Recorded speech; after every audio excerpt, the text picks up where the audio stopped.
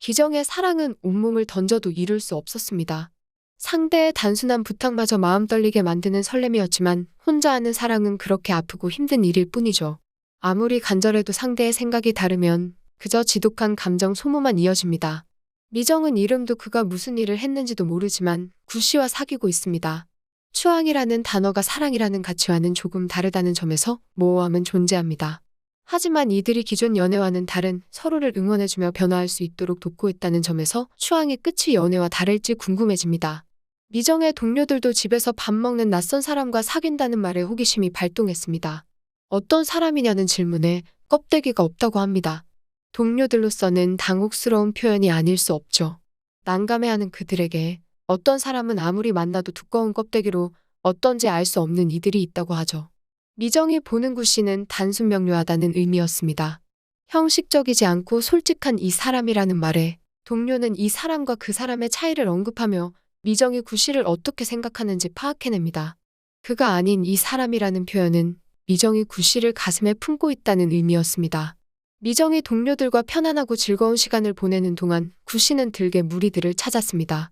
사방이 뚫린 그곳에서 모여있는 들개들에게 먹이를 던져주는 구씨는 왜 그랬을까요? 들개들에게서 구씨는 자신을 봤을 듯합니다. 그가 어떤 일을 하고 있었는지 명확하지 않지만 조금씩 드러나는 그의 과거는 일반인들이 쉽게 따라할 수 있는 일은 아니었습니다. 미정에게 자신을 조금 드러내기는 했지만 명확하지는 않았죠. 그럼 그는 들개들을 보며 자신을 보고 있었는지도 모르겠습니다. 미정과 구씨의 관계는 서로 추앙한다고 하지만 그렇게 사랑도 쌓아가고 있는 중입니다. 뭔가 서로에게 바라지 않지만 응원하는 관계는 많은 것들을 열어두고 받아들일 수밖에 없죠. 그렇게 직장에서 비정규직이라는 이유로 미정을 비하하고 멋대로 퇴짜 놓은 디자인 작업을 당미역 앞 커피숍에서 작업하던 그의 곁에 구씨가 찾아왔습니다. 미정의 일을 방해하지 않으며 옆에서 조용하게 맥주 마시는 구씨는 그렇게 추앙하고 있었습니다. 그런 상황을 보며 미정은 연미정의 상상은 현실이 된다는 말을 하죠. 구씨에게 추앙하라고 요구하기 전까지 이런 상황을 상상해왔으니 말입니다. 구씨는 혼자 있으면 머릿속으로 욕만 한다고 합니다. 그래서 술을 마시고 그렇게 취해 있으면 잠시라도 욕에서 벗어날 수 있었습니다. 그런 구씨에게 미정의 추앙은 그런 지독한 고통에서 조금씩 벗어나게 해주는 힘이었습니다. 구씨는 재호와 일을 마치고 돌아가는 길에 주유소에 들렸고 그곳에서 한 남성에게 목격되었죠. 백 사장이라 불리는 구씨와는 대립관계 무리 중 하나가 그를 목격했습니다. 현장에서 백 사장도 뒤늦게 트럭을 몰고 가는 구씨의 옆모습은 볼 수 있었습니다. 그가 구씨를 구 사장이라고 부르는 것과 자경과 통화했던 선배가 회장 이야기를 하는 것을 보면 그들이 일반적인 일을 하는 이들은 아님은 명확해 보였습니다. 돈과 관련된 일을 하며 거친 삶을 살았던 것으로 보이는 구씨에게는 외면할 수 없는 현실과 마주할 시간이 점점 찾아오는 중이었습니다. 미정의 디자인에 온갖 지적을 하는 팀장은 노골적으로 조롱하는 것도 마다하지 않았죠. 하지만 실제 미정의 디자인은 호평받았습니다. 팀장이 수정한 것이 아니라 미정이 원래 만든 것이 옳다는 사실에 머쓱해져 이 사실을 밝히지도 못하는 팀장은 한심하고 껍데기만 가득한 인간일 뿐이었습니다.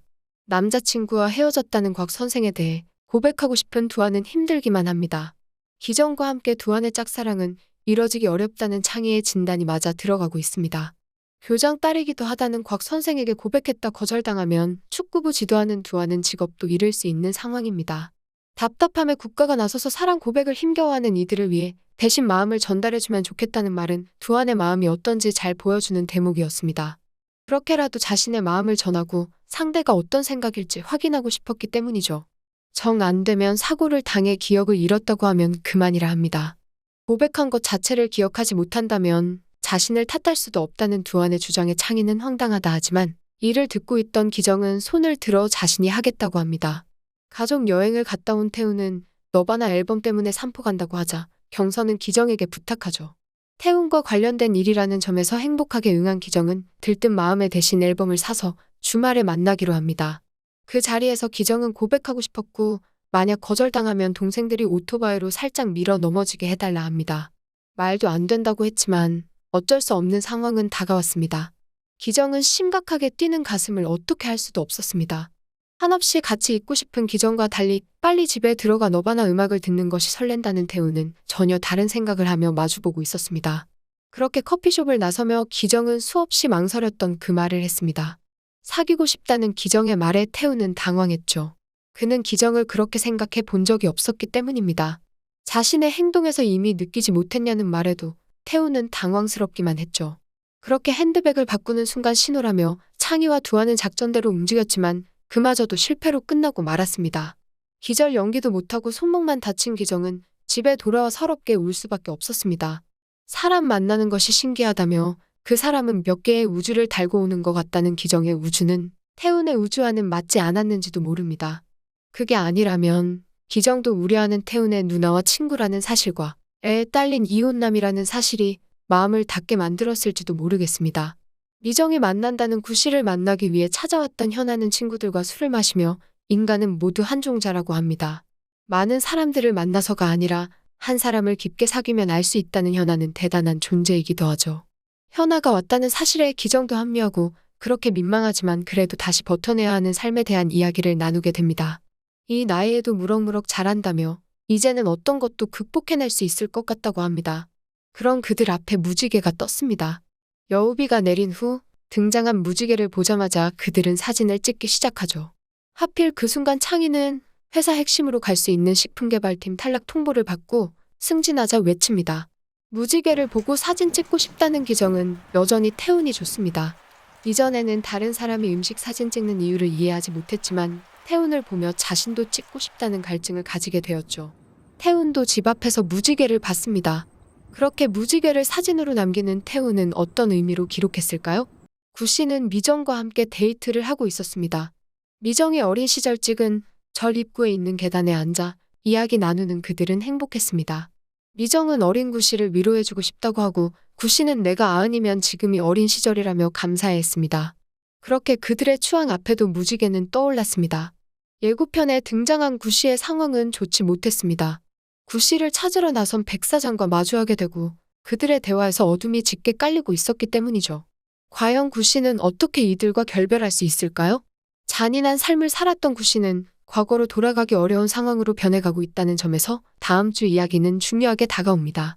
다시 무너져 과거로 돌아갈지 아니면 돈이 아닌 미정과 추앙하며 행복을 찾을지 백사장과 만남 이후 드러날 수밖에 없으니 말이죠.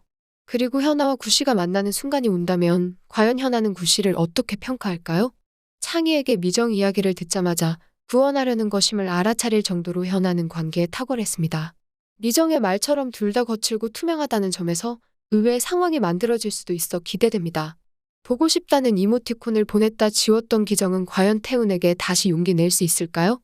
두하는 곽 선생에게 고백이라도 한번 해볼 수 있을지도 궁금해집니다. 싸우며 친해진다는 말처럼 창희도 수다쟁이 선배와 맺어질 수 있을지도 궁금해집니다.